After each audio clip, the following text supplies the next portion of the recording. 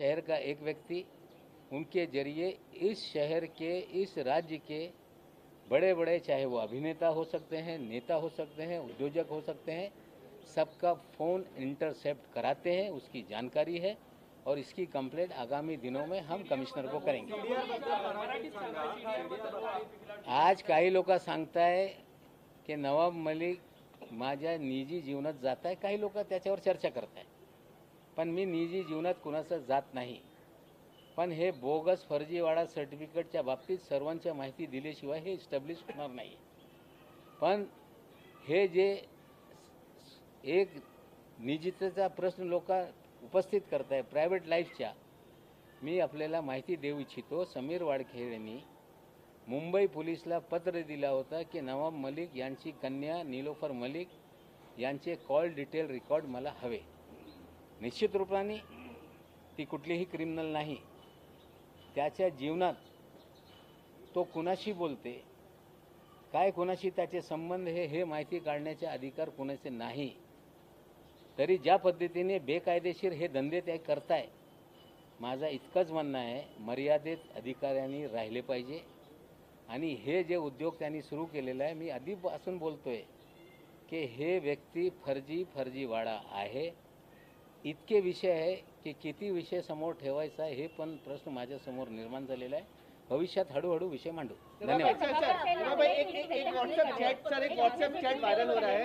उस WhatsApp chat में प्रभाकर और गोसावी आपस में बातचीत कर रहे हैं। बोले हाजी अली पहुंचो, वहाँ 50 लाख रुपए दिए जाएंगे और किसी तीसरे बंदे का जिक्र किया जा रहा है। सर क्या है ये सब, कुछ जानकारी है? नहीं, देखिए, मैंने भी जिस तरह से प्रभाकर साली का एफिडेविट आया, टेलीविज़न पे हमने देखा, गोसावी उससे बात कर रहा है शाहरुख खान के बेटे से, और उसमें 50 लाख उठाए गए, फिर वो नई मुंबई में दिया गया, फिर वापस आए 38 लाख, 12 लाख मार लिए।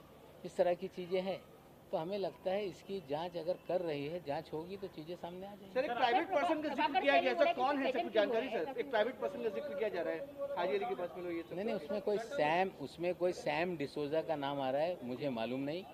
उसको ट्रू कॉलर पे डालने पे एनसीबी फ्रॉड करके ट्रू कॉलर बता रहा है। सर आपके लेटर पर समीर वानखेड़े का जवाब आया है कि all the allegations are false and malicious, new flaw है, ये आपकी नई साजिश है और मैं इसके खिलाफ फाइट करूंगा।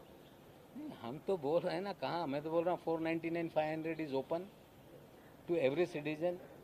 दे have lawyer in their own house, उनके घर में वकील है। 499 500 में आ जाइए, कल मुकदमा दर्ज कीजिए, परसों आके मैं जमानत लेता हूँ, प्रोसीडिंग फास्ट ट्रैक पे चलाते हैं, चीजें सामने आ जाएगी। सर क्या इस पूरे मामले में महाराष्ट्र सरकार सभी वानखेड़े पर कार्रवाई करेगी?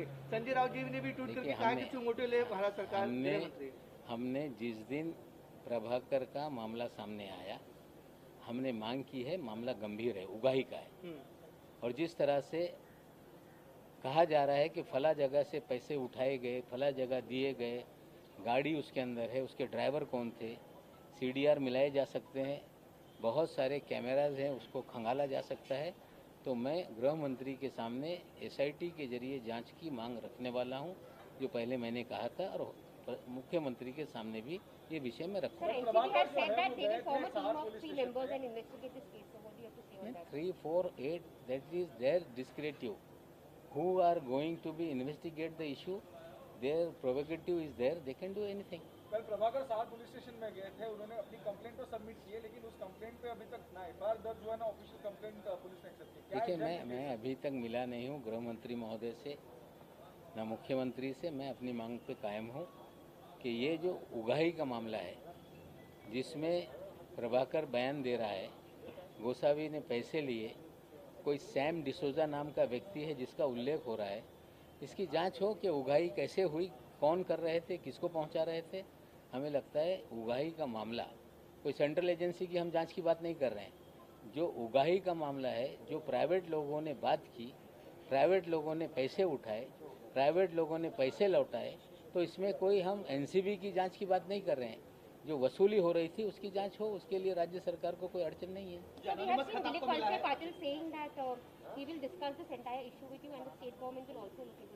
Late us see, I will meet them. जो एनोनिमस खत आपको मिला है, उसमें कई सारे बॉलीवुड सितारों के नाम उसमें मेंशन किए गए। आपने थोड़ी देर पहले ये भी जिक्र किया कि बॉलीवुड सेलिब्रिटीज के कॉल टैग किए जा रहे थे, इंटरसेप्ट किए जा रहे थे। ये दोनों मामले जुड़े लगते हैं देखिए, आपको? अलग-अलग इसकी भी इंक्वायरी राज्य सरकार की तरफ से होनी चाहिए एसआईटी में। देखिए, अलग अलग फ्रंट पे चीज़ें होंगी। जहाँ जहाँ जो जो चीज़ें पहुँचानी है मैं भी पहुँचाऊँगा, लोग भी पहुँचाएंगे। हमें लगता है इतना आसान नहीं, बहुत गंभीर मामला है। इलीगल फ़ोन टैपिंग हो, यहाँ तक मेरी जानकारी है कंप्यूटर लगा के एनसीबी के कार्यालय में भी कुछ लोग बिठाए गए। जब से आपने ये मामला उठाया आपको धमकी भरे कॉल आ रहे हैं क्या? नहीं, मुझे धमकियाँ आई, मैंने कोई फ़ोन, मेरे जो नंबर है हमने बंद रखा है। कुछ अलग नंबर पे बातें मेरी होती हैं जो व्हाट्सएप पे और फेस टाइम पे हैं, लेकिन जो धमकी के कॉल आए वो कार्यालय में आए हैं। वो सारे टेलीफोन जो पुलिस का, मंत्री के कार्यालय में जो ऑपरेटर होता है वो पुलिस का एक सिपाही होता है। जो भी चीज़ें उसको मिलती है वो रिकॉर्ड करके अपने जो उनका डिपार्टमेंट है उसको भेजता है। मुझे भी जानकारी उसने दी है, वो भी खत के द्वारा हमने गृह मंत्री को दिया है। नहीं, आपने अभी कहा कि एनसीबी के कार्यालय में कंप्यूटर लगा के, क्या एग्जैक्ट मतलब पूरा? नहीं, ऐसा है कि कुछ लोग अंदर के मुझे बता रहे हैं कि एनसीबी के कार्यालय में भी कंप्यूटर लगा के वहाँ से भी कुछ हैकिंग का काम चल रहा है। Sir, Prabhakar Sel had said that he felt threatened, which is why he came in front of the Mumbai police. Sir, आपका उस पर क्या कहना है? देखिए, कल मैंने एक बात कही थी, शायद आप लोगों ने गौर किया कि नहीं। कल मैंने कहा कि मुझे डर है कहीं केपी गोसावी का मनसुख हिरेन ना हो जाए। जो आरोपी छुपा बैठा था और उसके बाद वो टेलीविज़न को फ़ोनो देने लगा, हमें लगता है इसे कहीं छुपा के रखा गया था। मनसुख हिरेन वाला आरोप लगने से वो फ़ोन पे आ गया और हमें लगता है जैसे ही फ़ोन चालू हुआ है पूना पुलिस उसको फ़ोन को ट्रैक कर रही है। हमें लगता है पूना पुलिस उसे पकड़ेगी। Thank you. Thank you sir. Sir,